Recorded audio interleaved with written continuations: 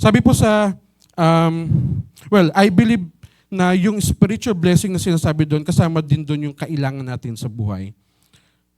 So, dito sa mundong ibabaw, yung mga pangangailangan natin araw-araw. Hindi ibig sabihin spiritual, hindi na natin pwedeng maranasan yung mga material na bagay.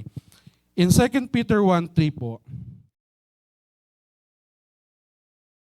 we could ever need for life, yung mga basic needs like food, shelter, and clothing, and godliness, or mamuhay ng nakatuon sa Diyos, mamuhay ng spiritual, has already been deposited in us by His divine power. For all this was lavished upon us through the rich experience of knowing Him who has called us by name and invited us to come to Him through a glorious manifestation of His goodness.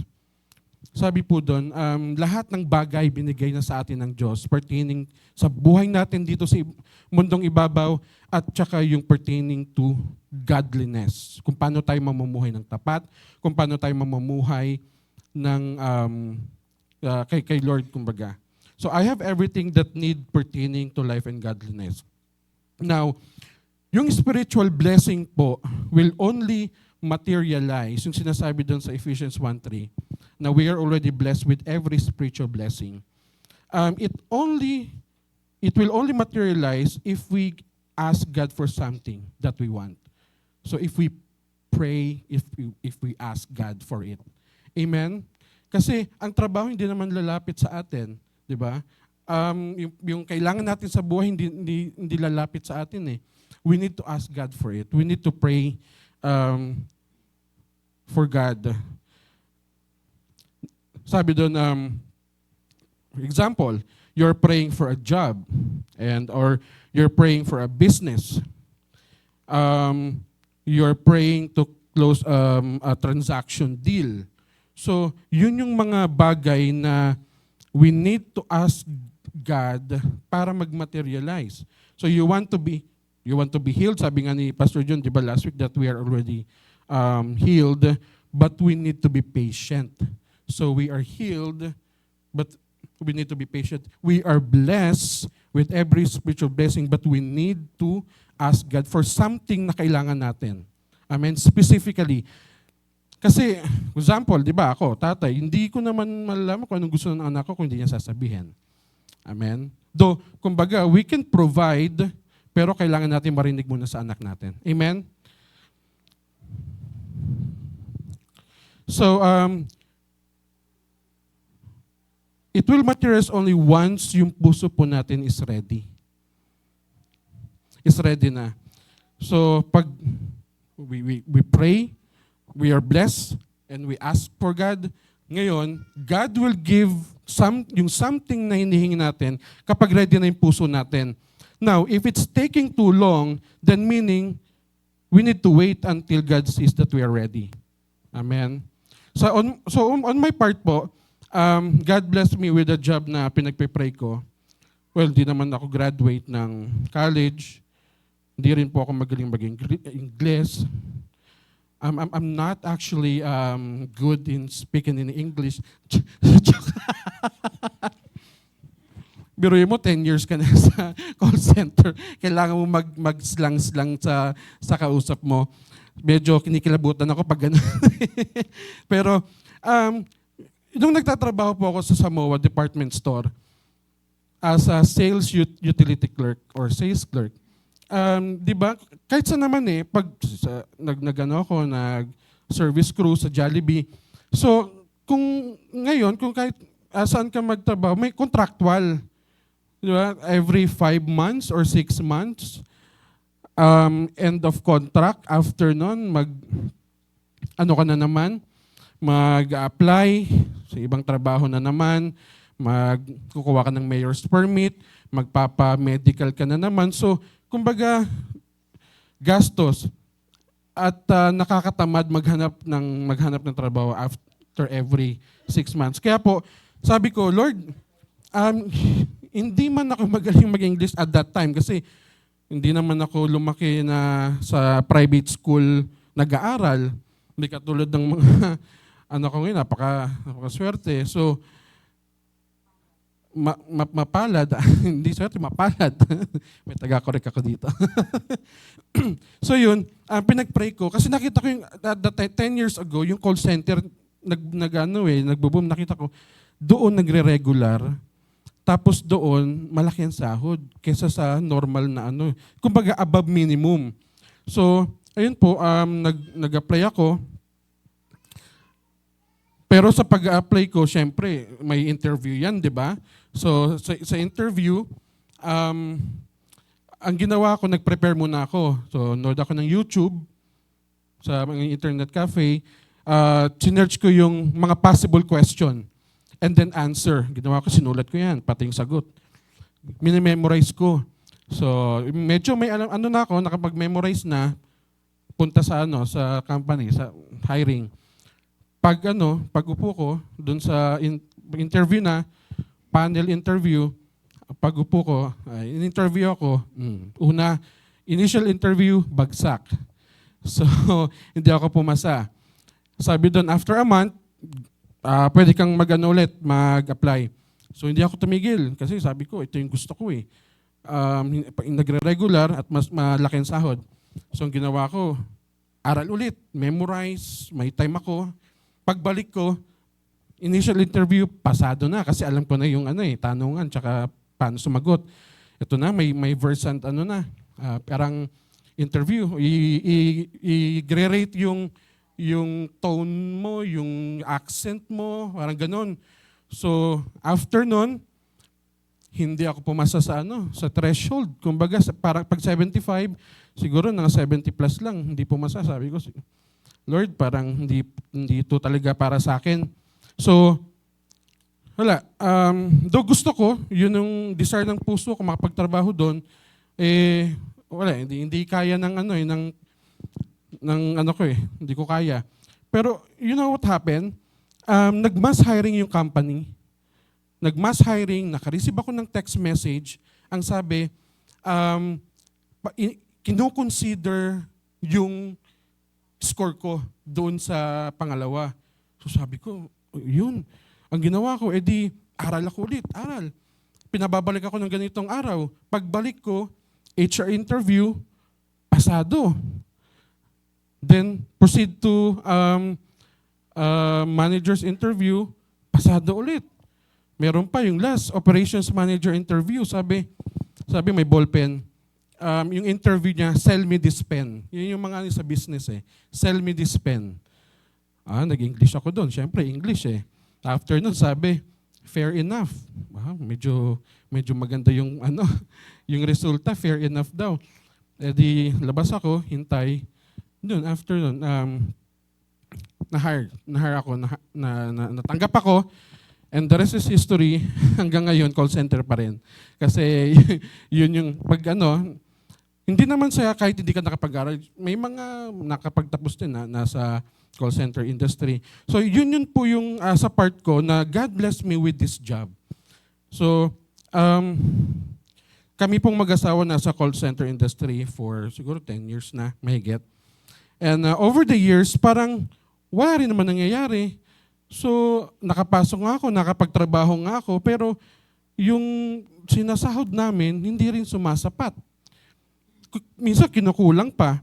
So, hindi nakakaipon, hindi kami nakakabili, lalo nung nangupahan kami, hindi kami nakakabili ng gusto namin. So, yun, kinakabos pa din kami na parang kahit anong trabaho namin, kulang pa din. Sino po dito yung gano'n yun? Trabaho ng trabaho, pero kulang pa din, hindi sumasapat yung sahod. Meron po ba dito? Alam ko meron, di ba? Ayaw niya magtas ng kamay, di ba? Mostly naman lalo na pag magastos yung asawa nyo, Shopee ng Shopee, Lazada na. Joke lang. So, may business pero walang kinikita, lugi pa, nagkakandi utang-utang pa kay Bombay. 5-6. Hindi lang kay Bombay, marami na ngayon. Ay, parang si Mama magandang example doon Pero gusto mo mag-travel pero kumbaga, dahil kahit magtrabaho ka, hindi ka makapag-travel. Kumbaga, puro lang, drawing, wala pang kulay.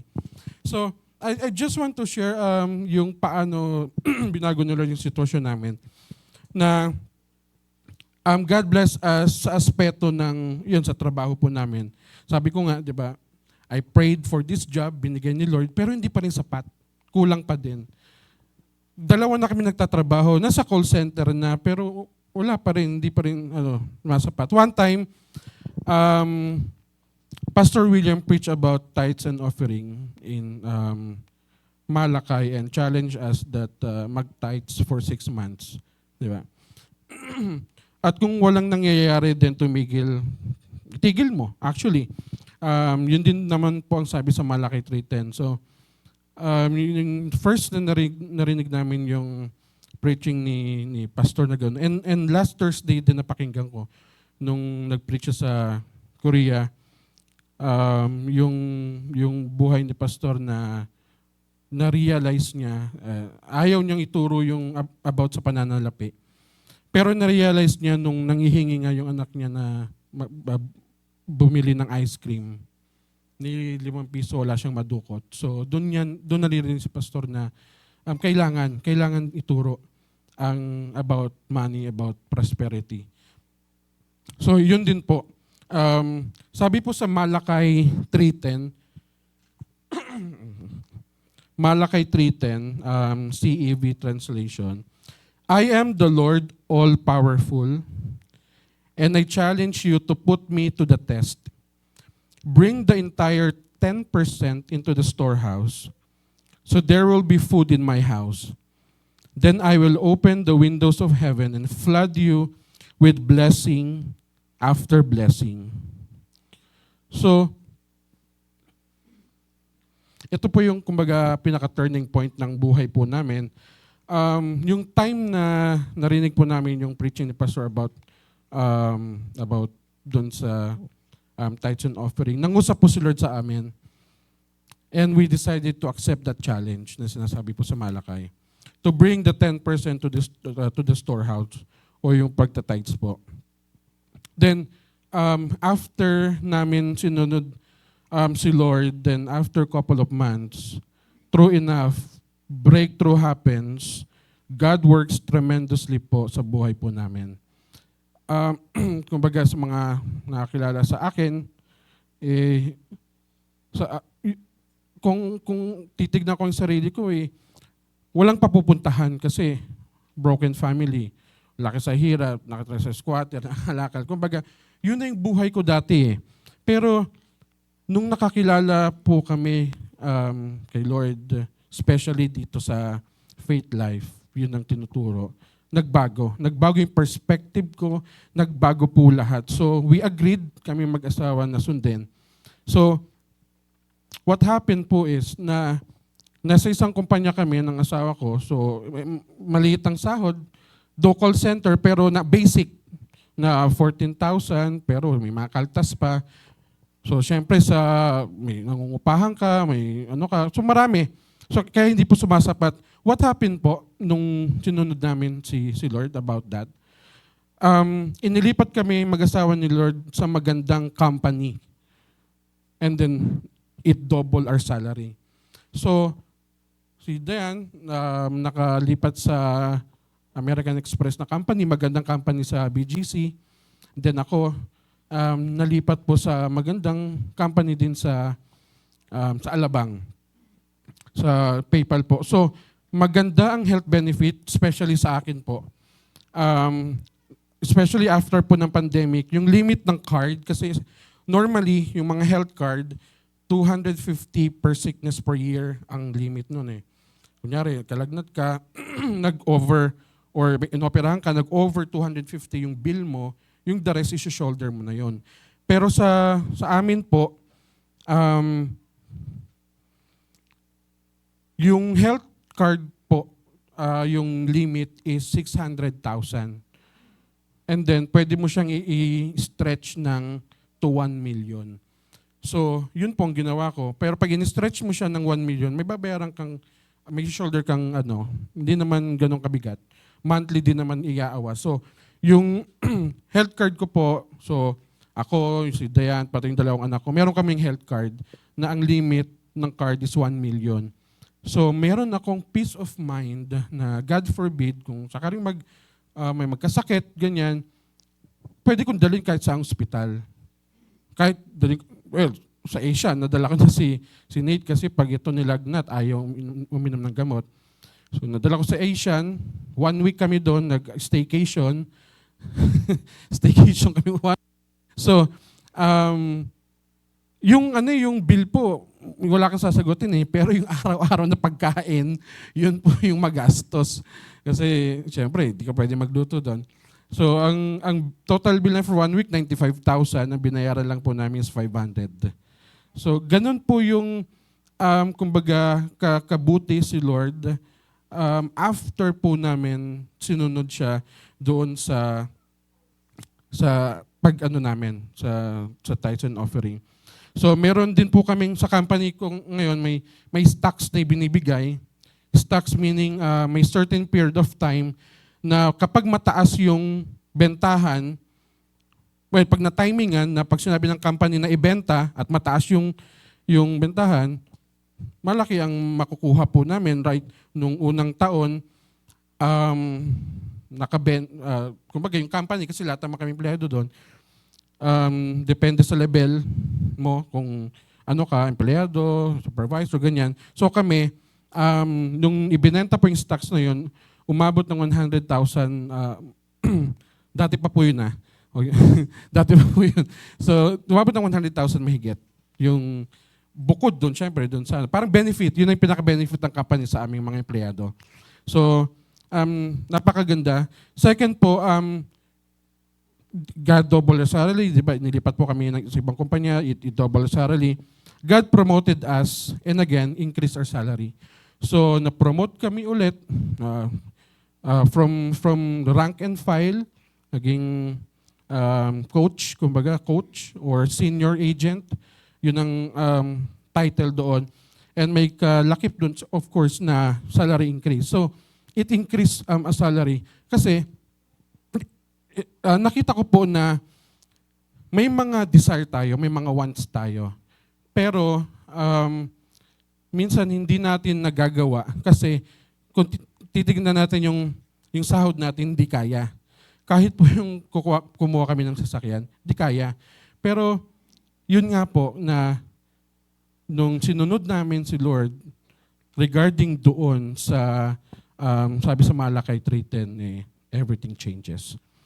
Number 3, since tumas yung sahod ko, it produces another blessing. So doon na. So binless kami ni Lord. Binless ako ng trabaho, pero dahil hindi ko binibigay kay Lord yung nararapat, kulang, hindi sapat yung sahod namin. After we give kung anong nararapat kay Lord, yun na po, lumuwag na yung daluyan ng pagpapala. So, yung blessing na binigyan ni Lord, it produces another blessing na nagkaroon nga po kami ng sasakyan na 4-seater na Mirage and then na-upgrade to 7-seaters. Kumbaga, dahil hindi na kontento yung asawa ko. Ako ba? So hindi na kontento. Hindi naman hindi na kontento. Kumbaga, sabi ko, Lord, dumalaki na yung family namin. O malaki lang talaga ako. Lumalaki yung family namin. So, nag-desire.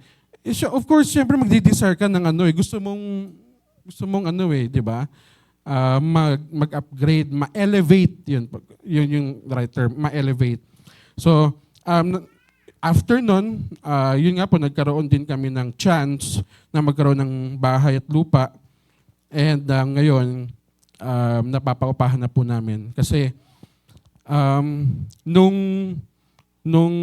inano po namin yung bahay na yun, una, hindi mo gugustuhin parang bilhin. Dahil sobrang dumi, dahil yung may nakatira doon may aso, so ang daming balahibo, tanggal-tanggal yung mga saksakan, walang kuryente. Pero tinuloy namin. Nung naparenovate namin, ang ganda na pala. So, yun, gumanda. Nakatira kami doon for siguro almost 3 years. And then lumipat po kami dito sa ancestral house sa bahay ng magulang ni Dayan. Pinaayos din namin yun muna bago tirhan. And then, yun na nga po. Yung blessing na binigay ni Lord, so it become an investment sa amin. So napapaupahan na po namin.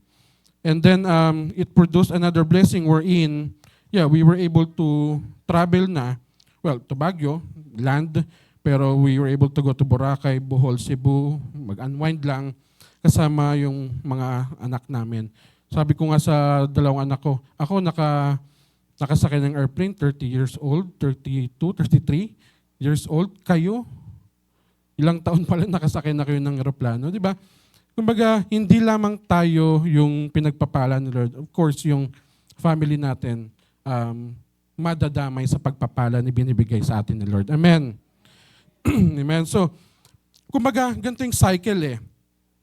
You are already blessed in the spirit realm.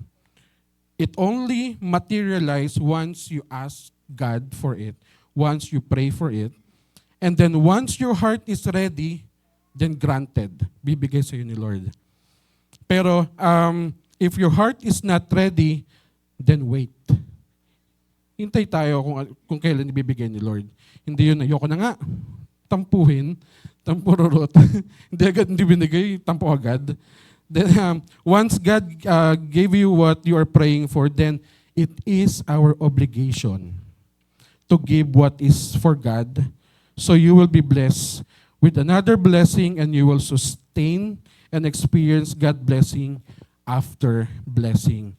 So once God give, kung ano yung pinagpipray natin, obligasyon natin na ibigay yun kay Lord. Bakit? So, masustain. Isusustain tayo ni Lord. Sabi ko, Lord, salamat sa pag-sustain sa amin. Kasi ang monthly ng sasakyan, mahal. Nung una, nasa 20 lang, ngayon, 25 na. So, mahal, Lord. Kaya sabi namin, bigay kay Lord, para sustain tayo ng pangangailangan natin sa buhay, pambayad ng bills, mga ano natin, di ba? Yung gusto mong pumunta sa ganito, kumain sa ganito. So, kumbaga, we can do that somehow kasi binless kami ni Lord. And the reason why is that binalik namin kasi sa Kanya yung para sa Kanya. Yung sinasabi doon na 10%, yung tithes and offering. Amen? So, if you want your job to be sustained or manatili, if you want your business to be sustained, if you want your healing to be sustained, then give what is due to God. Amen? Ibalik natin kung yung ano para sa Diyos.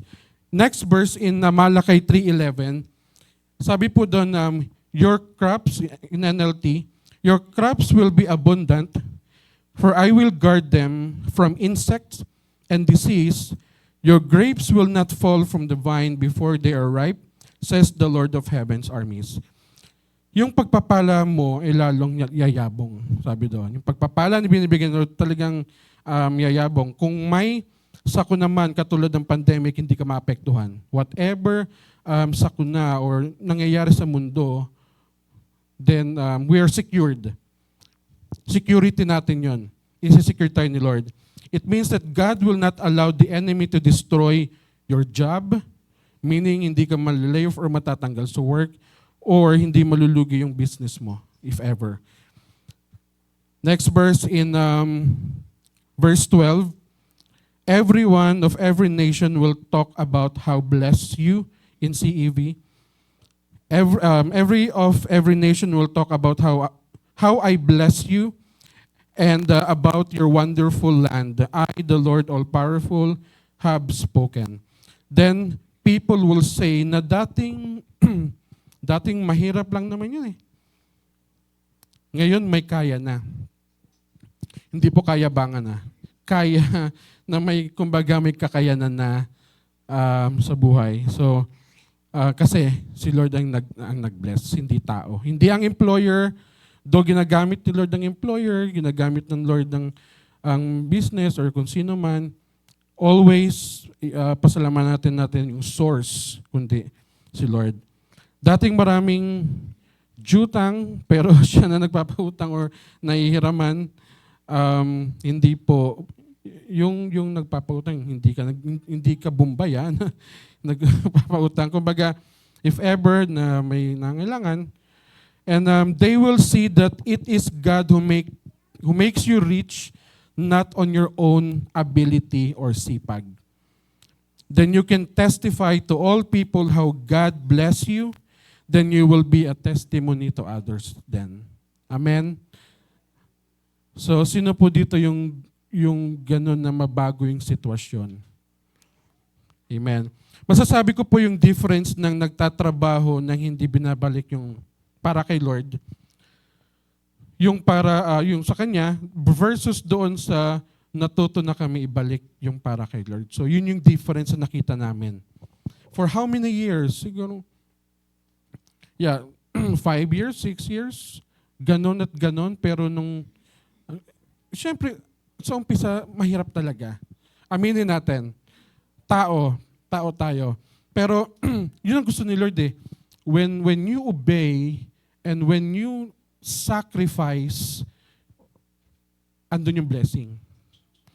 Sabi po doon, I'm not saying na gawin nyo din po yung ganon, pero kung nangungusap si Lord po ngayon sa inyo, then you need to obey. I'm not encouraging you to nagayahin po yung ginawa namin. I'm just testifying kung ano po yung ginawa ni Lord sa buhay po namin. Wag kayong sumunod dahil narinig ko si brother kasi ganito yung sinabi niya. Ang aking dalangin ngayong umaga is God will speak to your heart na Lord, sige po, si Lord ang i-challenge nyo. Hindi kayo na-challenge sa akin, pero sabi dun sa Malakay 3:10 na I challenge you. Ganun dapat na, Lord, sige po, I challenge you. Ibabalik ko po kung anong nararapat sa inyo. Kasi sabi sa Isaiah 1:19, in Passion, if you have a willing heart to let me help you, and if you will obey me, you will feast on the blessings of an abundant harvest. If we are willing and obedient, you will eat the fruit of the land. So, we need to be willing and obedient. Hindi po yung willing lang. Kasi pag willing ka, gusto ko pero hindi ka obedient, hindi mo ginagawa. Hindi pwedeng obedient ka pero walang willingness. Sumunod ka nga, may pagmamaktol naman, meron namang kirot sa puso yung pagsunod mo. Kaya dapat willing ka and then obedient, ang sabi doon sa Isaiah. So, you will experience yung abundant blessing na pinangako ni Lord. Amen ba? Amen. Minsan po, ito na, kapag pag nabigay na ni Lord yung pagpapala na inihiling natin, minsan nakakalimutan natin siya. May ganun, di ba? Parang, yes, nakuha ko na yung trabaho na gusto ko, nakuha ko yung transaction deal, or binigay na ni Lord yung pinagpipray ko. Then after nun, wala na. Di na nagsisimba, di na binibigay kay Lord kung ano yung dapat. Nakalimutan na si Lord. So, hindi na naging consistent or hindi na naging faithful sa pagbibigay ng nararapat kay Lord. Hindi ibig sabihin nakuha na natin yung pagpapala, ititigil na tayo kasi kapag ganun ang ginawa natin, the blessing will also stop. Yun nga yung tawag dito, yung example na yung faucet, di ba, pag binuksan, pag hindi mo sinara, flow lang ng flow, hanggang sa mapuno na yung lalagyan, hanggang sa umapaw. So ganun po. Wag tayong tumigil, ibigay ang nararapat kay Lord kasi once we stop, the blessing also mag-stop po. There is transformation when you obey to God. God will transform your life. Huwag niyo pong isipin na dito lang ako sa squatter, dito lang ako, barong-barong lang yung anak ko bahay ko ganito. Huwag niyo pong isipin yun. Just obey God and you will see how faithful God is. Blessing will run after you if you are willing and obedient to God. Amen. Meron nga po doon yung pumunta kami sa nag-stop over po kami sa Baguio. Natulog po kami ng one day doon bago mag-travel sa mainit. Si Pastor Stephen, Meron siyang isang member doon na binless ni Lord. Pinag-pray din ni Pastor William, binless. Ayun, yung crops niya, talagang binless, iningatan sa bagyo, ganun. Nagkaroon ng sasakyan, basta binless ni Lord. And then, of course, may kita ng pastor kung talagang faithful siya doon sa after siya i-bless. Kaya nakikita na hindi. After ilang buwan din, sumadsad din. Sumadsad yung pamumuhay. Kumbaga, nawala kung yung naipundar niya. Kasi hindi siya naging faithful. Servant. Hindi siya naging faithful kay Lord. So, how to sustain the blessing? Once God bless us, paano natin isusustain yun? Kasi, kailangan masustain yung pagpapala na binigay sa atin ni Lord para patuloy tayong mamuhay sa ilalim ng pagpapala ni Lord. Number 1 is be faithful. Of course, in your tithes and offering, don't stop because the moment yun nga stop, the blessing will stop. Second, always remember that it is the Lord, it is God who gives you the ability not on your own works or galing or sipag or tiyaga. Because the moment you think of that then, it will stop kasi nagmamalaki na. Deuteronomy 8:18. Deuteronomy 8:18. Instead, remember that the Lord your God gives you the strength to make a living. That's how He keeps the promise He made to your ancestor. So, always remember natin, hindi natin, magaling ako eh. Ang galing ko sa interview eh. Magaling ako magturo ng mga kumbaga sa trabaho. Magaling ako mag-perform eh. Nakikita ko lagi eh. Kung yun na yung thinking mo, kung yun na yung laman ng puso mo, delikado na. Kasi parang sarili mo na yung worship mo, kumbaga gano'n. Ina-idolize mo yung sarili mo dahil magaling ka. To be consistent and be faithful, so the Lord will sustain as well yung trabaho natin, business skills or idea. So we need to remember na siya po ang Hindi po kami or hindi po ako mayaman. Layo pa. Pero kung ang sukatan ng pagiging mayaman ay ang pagkakaroon ng Jesus sa buhay natin, sobrang yaman ko na. Amen? Amen. So, huwag tayong manatili na sa kalagayan natin ngayon. Always ask God or always believe that we are already blessed. Amen. And once God bless you, huwag natin siyang kalimutan. Malayo pa po ako sa pagiging mayaman pero malayo na sa dati kong kalagayan. Amen. Glory to God. So, before I close po, before you experience that blessing that God said in Malachi 3:10, I have a question. Are you up for a challenge? God is challenging us first to do the first step. Yun yung pong first step eh. And that is to bring the 10% to your storehouse. Are you up for a challenge? Yan po yung iwan ko na tanong po sa inyo. Are you up for a challenge? Amen. So kung may kakasa, bahala na po kayo. If God is impressing something in your heart, go ahead. Sabi ko, Lord, this will be the day na magiging faithful po ako sa inyo. Kasi si Lord hindi nagcha-challenge ng hindi tinutupad ng kanyang pangako. Amen. So,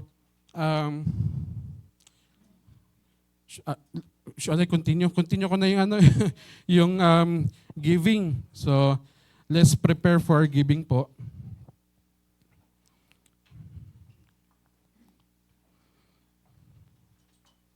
Sabi nga po dun in Malachi 3:10, paki-flash po, yun. I am the Lord all-powerful and I challenge you to put me to the test. Bring the entire 10% into the storehouse. So there will be food in my house. Then I will open the windows of heaven and flood you with blessing after blessing. Sabi po dun, so there will be food in my house. God wants us to sustain His ministry, the ministry of His church, so God can sustain us as well. Sabi po dun, food. So there will be food in my house. Question po, sa tingin natin, kapag walang pagkain sa bahay natin, mabubuhay po ba tayo? Sa sariling bahay natin, pag may pagkain ba, ako, pag walang pagkain, grocery, siyempre hindi iinit ang ulo. Pag uminit ulo ko, mas iinit yung ulo niya, di lagot ako. So, ibig sabihin lang doon, gusto ni Lord na merong pagkain lagi sa bahay niya. Hindi specifically yung kinakain natin, pero katulad po ng pandemic, ganyan yung nangyari nung pandemic eh. There is no enough food sa bahay ng ibang churches. Kaya yung iba nag-stop, nagsara. Kasi syempre, hindi naman lahat po ng ganito sarili. Yung iba nangungupahan. So, nung pandemic time, dahil there's no enough food, nagsarado. So, yung ministry, nag-discontinue, nag-stop. And we don't want that to happen sa sarili nating sambahan. Amen? Ayaw natin mangyari yung gano'n na nangyari sa iba dito sa ating sariling sambahan. Amen? So God is concerned sa atin. Why? Because kung hindi aircon yung bahay or church natin, mainit. So tingin mo, makaka-focus ka ngayon. Yung paypay ka ng paypay. Naranasan namin sa sa ibang church, syempre. Di ba? Hindi ka makaka-focus kasi init ka ng paypay ka ng paypay. Mabuti na kung may yung Jisoo. Kung meron kang yung electric pan na maliit, pero syempre hindi ka makapakinig ng maayos sa preaching kapag mainit, di ba? Pagpasok mo, para gusto mo ng umuwi dahil mainit. Lalo sa panahon ngayon, mainit. God is also concerned sa welfare ng kanyang servant and workers. Sa time ni Noah, ni Moses, syempre, yung mga Levites, wala namang mga trabaho. Sa time na yon, nag-o-offer sila kasi hindi pa naman uso yung pera noon. So, nag-offer sila ng animals or something na para pang-tustos, pag-sustain doon sa mga nagtatrabaho or nag-serve kay God. Same, sa generation din natin, ganun din. So, hindi lang naman yung bring tithes and offering pertaining sa money. Whatever you could give to God, whatever yung first fruit mo, or kung anong basta binlesin, Lord, you can give it to God. And God is concerned sa maintenance din ng kanyang sanctuary, of course, ng bills. Diba? Mahal kayo, ilang aircon nakabukas, 4. So I'm just being practical, guys. Naging practical lang naman tayo kasi yun naman yung talaga. Kumbaga, papunta din.